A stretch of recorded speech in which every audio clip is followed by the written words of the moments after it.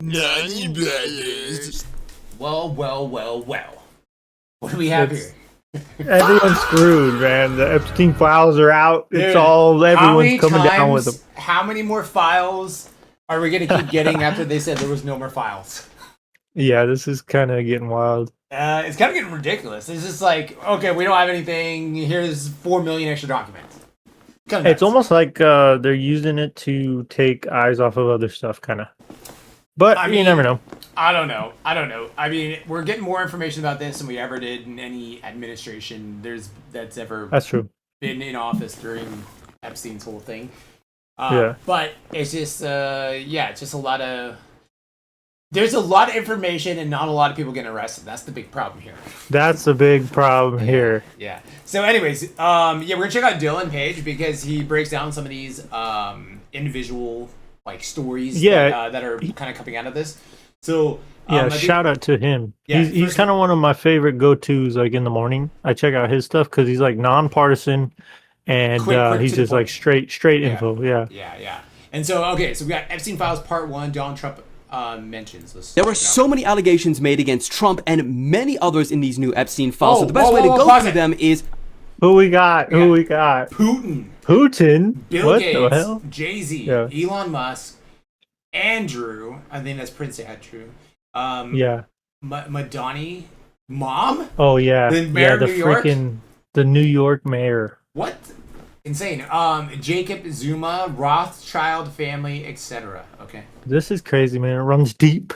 Person by person, Part 1, Donald Trump. Now, his name does come up a lot, to be more precise, over 1,000 times. In fact, the guy who just produced Melania Trump's new documentary, Brett Ratner, he was actually seen in the files as well, hugging a young girl next to Epstein. Now, just so you know, most of the Trump mentions in these files, there's no allegations of wrongdoing. They're more like things from news articles. So you're telling me the guy that directed Melania's documentary, whatever the hell it is, the guy who literally directed it, was in a picture with Jeffrey Epstein hugging a girl, like a young girl, and it... Oh. What the fuck, man? That's bad, dude. How deep does this run? Articles that Epstein was referencing in his emails to other people. However, there is one document in particular that has raised a lot of concern online. So last year, the FBI compiled a list of allegations that were made against Trump that they received in 2020 from a tip line that they set up, allowing anyone from the public to phone in and report a crime. And here we see a lot of disturbing allegations against Trump. One of the complaints details a woman who says that she was R-word, I can't say it on here, by Trump when she was just 13 years old. One of the complaints also alleged that Trump and Epstein held... So they're saying there was a spike of complaints right before the 2020 election. Yeah, this is bad. Yeah. That makes it kind of tricky because it's like, how do you... Yeah, because it's right before the election. Yeah. What is and what isn't, you know what I mean? Unless there's like substantial evidence. Yeah. Held, quote, calendar girl parties at Mar-a-Lago, where Trump would auction off young girls and do horrific things to them. A different complaint alleges that Trump's golf course in California was the center of a trafficking ring between 95 and 96, and that some of the girls went missing and were allegedly buried at the facility. The files also include an FBI interview with one of Epstein's victims who stated that Epstein's accomplice, Ghislaine Maxwell, once presented her to Trump at a party, and that apparently Ghislaine making it very clear to Trump that this girl was available, with Ghislaine allegedly telling the girl, "Oh, I think he likes you, aren't you lucky? This is great." Now, there are a lot of tips that the FBI received, most of which are so graphic. Yeah, I mean... This is fucked. Okay, this is crazy shit. I mean, I need to see like where all the context more is of the coming documents. From. But it's kind of nuts. I can't even repeat them on here. But here's the thing: in the documents themselves, the FBI say that none of these allegations can be substantiated, and that these claims had no supporting evidence to follow up on further. But ultimately, it's up to you guys to look at the facts and make your own minds up. But next, in part 2, we're talking about Bill Gates. There are so many allegations. Oh my god, Bill Gates. All right. Okay, next up, Bill Gates. A very interesting one, because not only was he named in these Epstein files, but last night he even responded because of how viral these claims have gone. Now, there are 2 emails from 2013. He talked about I wonder what he can possibly say, man. What could he possibly say? His wife left him because of Jeffrey Epstein, like completely. Like yeah. I think you were saying actually before this that this was some of this was like talked about, but it wasn't exposed by the FBI. You know what I mean? It was widely known. There was like some FBI stuff about it before. Like when Jeffrey Epstein was first in court, like people knew Bill Gates was somewhat involved, but his wife was the one that kind of blew the big horn on it and said that's why they like got a divorce and stuff. But yeah, it's insane, dude.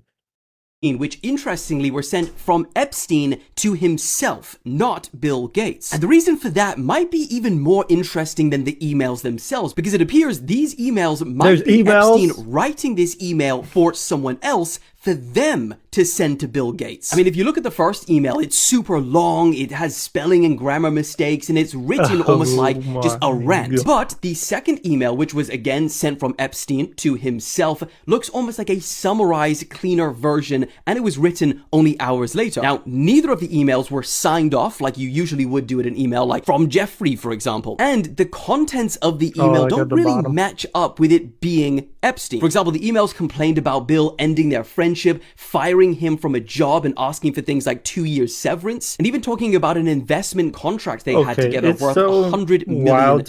But the part that went super viral, how all these guys know each other, they're all like talkative, they've all done business together. It's just the cesspool is so deep. I mean, that's the thing. It's so deeply rooted. When you're surrounded by powerful people, you have power yourself.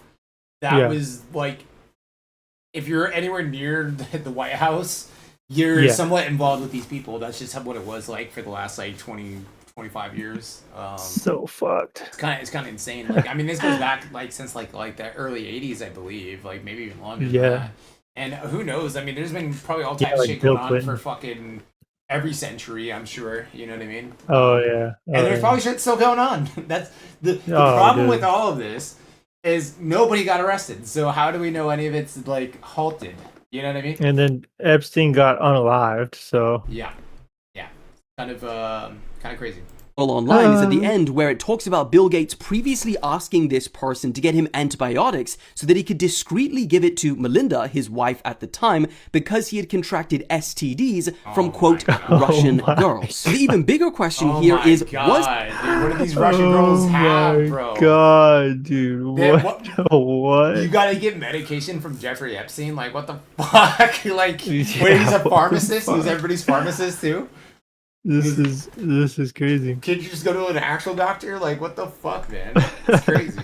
Is Epstein writing this as a draft for someone else? And if so, why would this person ask Epstein specifically to write this? Did Epstein include any information in this? And was this information ever ultimately used as blackmail against Bill Gates? A spokesperson for Gates told the BBC these claims are from a proven, disgruntled liar and are absolutely and completely false. These are all the other names that I'm going to be covering in today's video, so... Wow, okay, let's see. So we got Putin, Jay-Z, Elon Musk, Andrew Madani's mom, Jacob Zuma, Rothschild. Oh yeah. Yep. So, okay. Yep.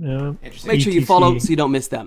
Okay, let's see who's next. So we got. See, this is why I like this guy, man. He's good. He breaks it down, just straight information. Yeah. Shout out Dylan Page. It makes it so I don't have to go through it all myself, but I'm definitely going to do more research and it's super interesting shit. Yeah. Bro, not Prince Andrew is so cooked after this latest drop. And we'll get to this disturbing image in a second. Things are so bad for this guy right now that the UK's own Prime Minister, Keir Starmer, is now saying that Andrew should go to the US and testify in front of their Congress over his dealings with Jeffrey Epstein. That is wild. Now, the most unsettling new information is these three pictures of the former prince kneeling over a young girl laying on the floor. Now, we don't know the context. We don't know whether she's conscious at the time. However, one picture does show her with her hand up, so she probably was. There's also some table-looking thing in the back which has towels on it and some man's feet sitting in a leopard print chair. And there are also emails to be aware of that are going viral showing someone named Brian Miller with USA NYS, which stands for the U.S. Attorney's Office of the... So here's the thing. I mean, when... Like a massage table? I mean, this has been like going on like back in the like the early 90s, like internet was still like kind of new and stuff like that. So a lot of these people were taking pictures and sending emails like without really any like like scared. Like they wouldn't care. They're gonna get hacked or any of this kind of shit or whatever. You know what I mean? Yeah, that's very true. That's very true. And it was probably a lot easier for the FBI to get that stuff from like those like Google or like companies back then that were doing that. Kind like, of pinpoint it. AOL, whatever the hell they were using back then. And so they probably had this information for a long fucking time, and still nothing was done. Not a single thing. It's crazy. The Southern District of New York, claiming that Prince Andrew was an accessory to a girl's gruesome death. However, an important detail to note that a lot of these viral posts are missing out is that a few weeks later, there are more emails that show that these people were sent a CD, and an official said it appears to us to be materials from a crazy person and, as such, does not need to be produced. Andrew himself has always and still does deny any wrongdoing. But moving on to the next names, see you there in a sec. Bro, not Prince Andrew is so far.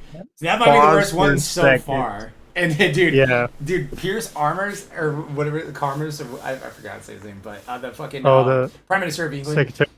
Oh yeah. He's telling him to go testify in front of the U.S. Congress to try to clear his name. That's how bad it is.